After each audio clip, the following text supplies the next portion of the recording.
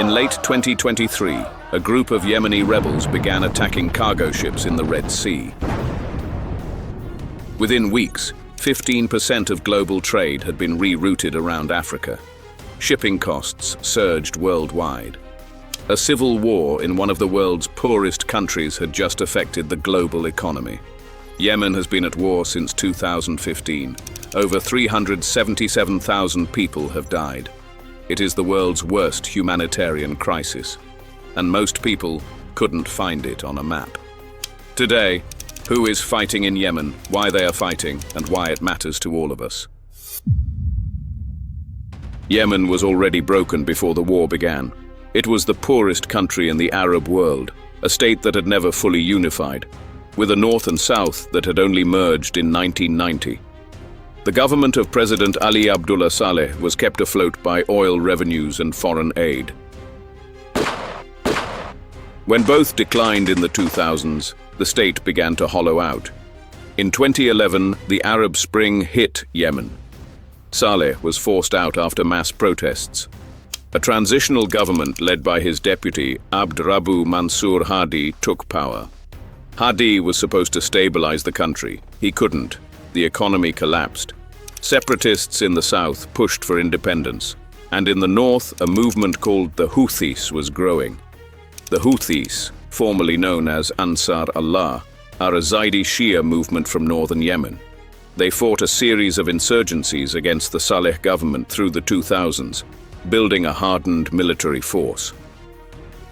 When Hadi's government faltered, the Houthis advanced south. In September 2014, they entered the capital, Sanaa. By January 2015, they had placed Hadi under house arrest. He fled to Aden, then to Saudi Arabia.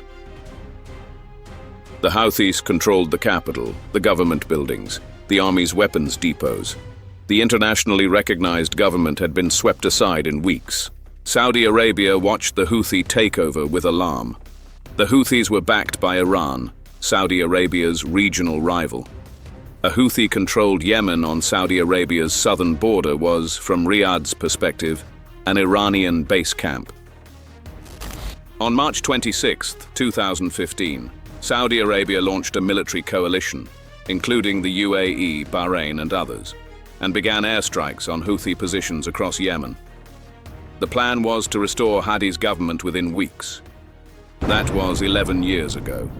Instead, the Saudi-led coalition became bogged down, its air power unable to dislodge the Houthis from the mountains of northern Yemen, where they had been fighting for decades. The coalition was never unified.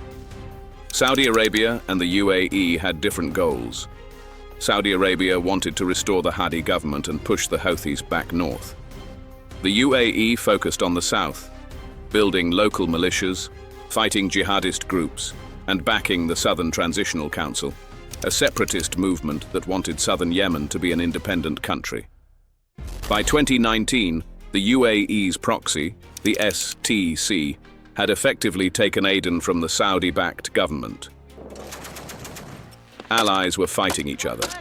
The UAE withdrew most of its forces in 2020. The coalition had fractured. Yemen had not been fixed. The coalition was never unified. Saudi Arabia and the UAE had different goals. The Houthis didn't just hold their ground, they upgraded. Iran supplied the Houthis with ballistic missiles, drones, and anti-ship weapons, smuggled in through Oman and by sea.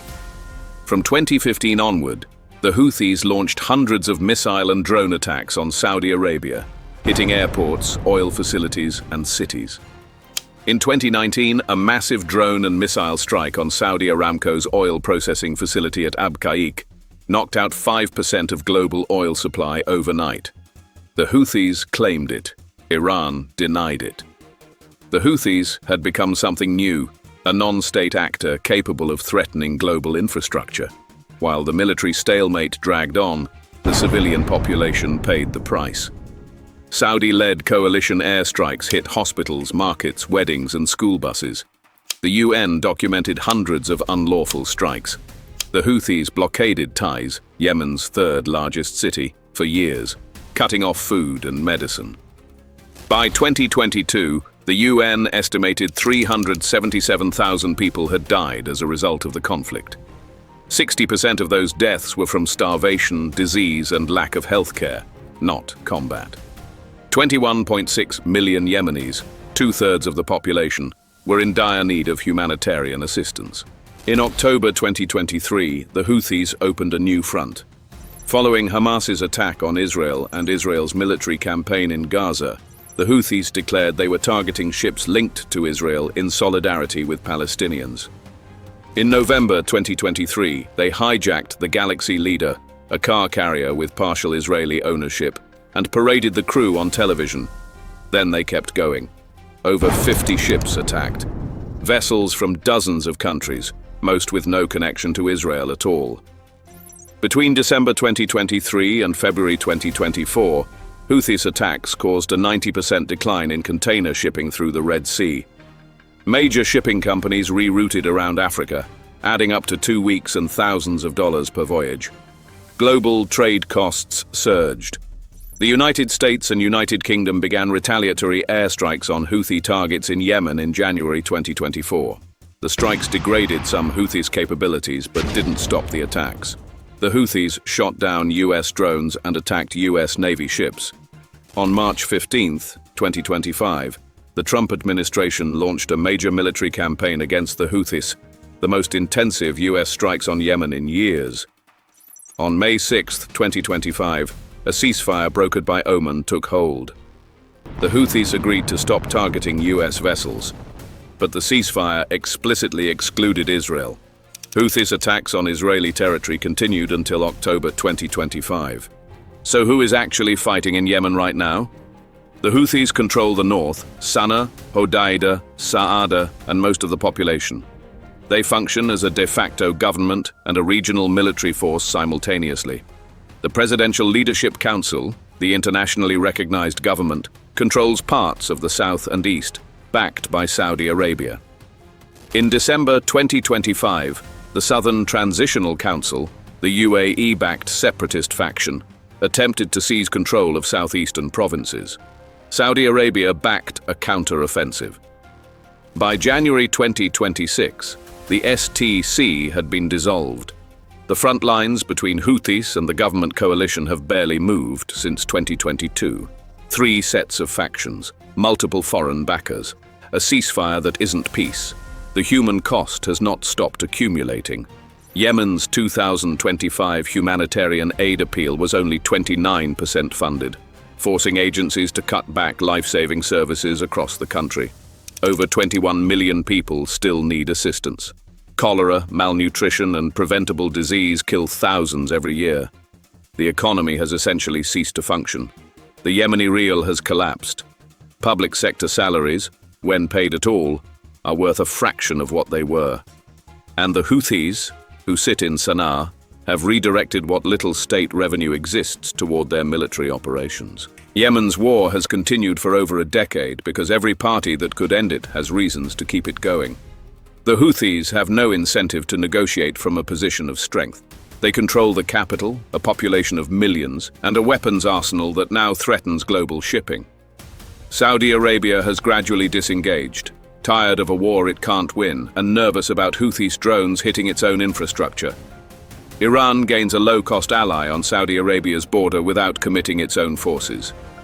The internationally recognized government is fractured. The STC dissolution has reshuffled its coalition again, and the Yemeni people have no seat at the table. Yemen is not a peripheral conflict. It sits at one of the world's most important strategic choke points. The Bab al-Mandab Strait, the narrow passage between Yemen and Djibouti, is the gateway between the Red Sea and the Indian Ocean. 15% of global seaborne trade passes through it. Oil, gas, consumer goods, food.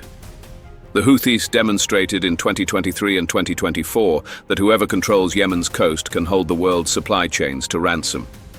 Yemen has been at war for over a decade. More than 377,000 people have died. The Houthis are stronger now than when the war began. Saudi Arabia is trying to leave.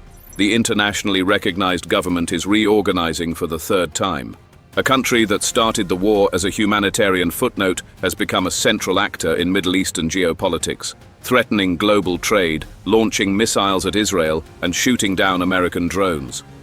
The war the world ignored didn't stay where the world left it. If you found this useful, subscribe. Geopolitics Decoded.